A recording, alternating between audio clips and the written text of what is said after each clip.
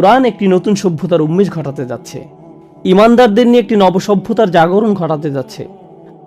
আর জনসম্মুখে অশ্লীল কার্যকলাপ ছোট কোনো অপরাধ নয়, কারণ এমন অপকর্ম যদি সবার সামনে রাস্তাঘাটে ঘটতে থাকে, যেখানে 4 জন ব্যক্তি পাশ দিয়ে হেঁটে যাওয়ার সময় অনায়াসে দেখতে পায়, তখন বাচ্চারা পাশ দিয়ে হেঁটে যেতে পারে, নির্দোষ শিশু কিশোররা হেঁটে যেতে পারে, যারা জীবনে কখনো এমন চিত্রের মুখোমুখি হয়নি। আর এটা মানসিকভাবে তাদের চরম ক্ষতি সাধন করতে পারে, এমন একটি ভিত্তি নষ্ট করে দিবে পারিবারিক জীবন ব্যবস্থার, যেটা একেবারে মূলে অবস্থান। এটা মানুষের মাথা নষ্ট করে দিবে। এমন কিছু যা গোপন থাকার কথা, আপনি যদি তাকে সর্বসাধারণের সামনে উন্মুক্ত করে দেন, তখন এটা মানুষকে নষ্ট করে ফেলে, তাদের চিন্তা ভাবনা দূষিত করে দেয়। চলুন কিছুটা পেছনে সরে এসে একটা বিষয় বোঝার চেষ্টা করি। আমরা এমন এক কঠিন সময় বাস করছি, জেনার জন্য 4 জন সাক্ষীর কথা ভুলে যান। আপনি এখন 4 মিলিয়ন সাক্ষীও জোগাড় করতে পারবেন, কারণ পর্নোগ্রাফি ইন্ডাস্ট্রি, নোংরামের ইন্ডাস্ট্রি ব্যভিচার বিক্রি করে, বিলিয়ন বিলিয়ন ডলারের ব্যবসা করে। ইন্টারনেট মার্কেটিয়াররা বাঁশের লাঠি থেকে শুরু করে তোয়ালে পর্যন্ত যে কোনো কিছু বিক্রি করতে পারে। জানেন সবচেয়ে সফল ইন্টারনেট প্রোডাক্ট কি? পর্নোগ্রাফি ইন্ডাস্ট্রির প্রোডাক্ট। ইন্টারনেট মার্কেটিংয়ে তারাই লিডার। যদি ইন্টারনেট মার্কেটিংয়ের কোনো সেমিনারে যোগ দেন, দেখবেন ইন্ডাস্ট্রিতে সবচেয়ে সফল ব্যক্তি, নিজের বিনিয়োগ থেকে যে সবচেয়ে বেশি উপার্জন করে, সে হলো ওই ব্যক্তি যে অনলাইনে জেনা ব্যভিচার বিক্রি করে। ওরাই একেবারে সবার আগে থাকে। তো ব্যাপারটা এখন সম্পূর্ণরূপে মানুষের চোখের সামনে। আর ব্যাপারটা যখন এতটাই জনসম্মুখে বর্তমান, কল্পনা করতে পারেন কি পরিমাণ ক্ষতি সাধন করে মানুষের মন মানসিকতায় যারা এগুলো দেখে। কি পরিমাণ ক্ষতি এটা ইতিমধ্যে করে ফেলেছে।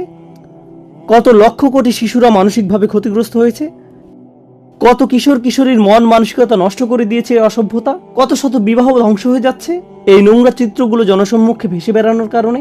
এই অসভ্য চিত্রগুলো চোখের সামনে না এসে পড়াটা এখন কতটা প্রায় অসম্ভব হয়ে দাঁড়িয়েছে, যত চেষ্টাই আপনি করেন না কেন। কারণ অগণিত অর্থ ব্যয় করা হচ্ছে এটা নিশ্চিত করার জন্য যে আপনি যেন এরকম কিছু একটা দেখতে বাধ্য হন।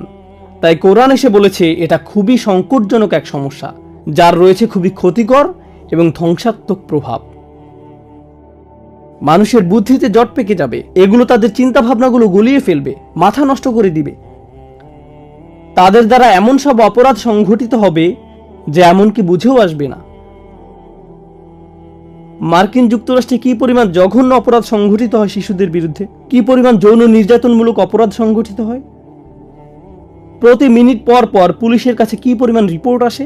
এমন ধরনের অপরাধ ঘটতে থাকে যখন আপনি বারবার এসব জঘন্য চিত্রের মুখোমুখি হন। এরপর এটা সমাজের স্বাভাবিক চিত্র হয়ে দাঁড়ায়। তাই কোরআন এগিয়ে এসে বলে, না, কেউ যদি জনসম্মুখে এমন নির্লজ্জ অপরাধ করে বসে, তখন তোমাদেরকে অবশ্যই তাকে শাস্তি দিতে হবে। চলুন এখন শাস্তি নিয়ে কথা বলি।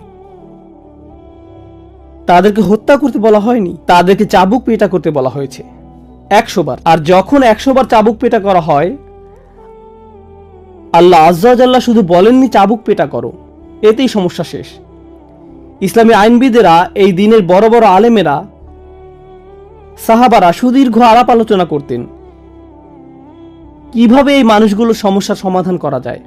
প্রসঙ্গত এই ধরনের মানুষদের শাস্তির কথা আল্লাহ শুধু কোরআনের এই এক জায়গায় বলেননি, সূরাতুন নূরের আগে আরো আয়াত এসেছে। সূরাতুন নূরের বেশ পূর্বে সূরাতুন নিসায় এসেছে, আল্লাযানি ইয়াতিয়ানিহা মিনকুম ফাআযুহুমা, আর তোমাদের মধ্যে থেকে যে 2 জন অপকর্ম করবে।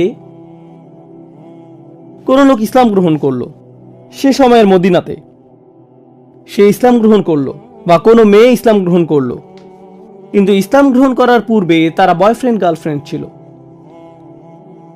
তারা বিবাহ বন্ধনে আবদ্ধ ছিল না। বিয়ে ছাড়া যে এমন সম্পর্ক স্থাপন করা যাবে না তা তারা জানতো না, কারণ তারা মুসলিম ছিল না। এখন হঠাৎ করে তারা ইসলাম গ্রহণ করে ফেললো।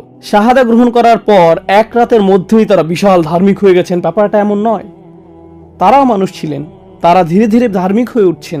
যেমন আল্লাহ নিজেই বলছেন, লা তারকাবুন্না তাবাকান আন তাবাক, তোমরা অল্প অল্প করে নিজেদের উন্নত করে তুলবে। তাই আল্লাহ এমন ধরনের দৃশ্যপটের কথা আলোচনা করেছেন। রাসূলের মাদানী জিন্দেগির একেবারে শুরুর দিকে এমনকি কোনো মুসলিমও হয়তো এ ধরনের কোনো ভুল কাজ করে ফেলতে পারে।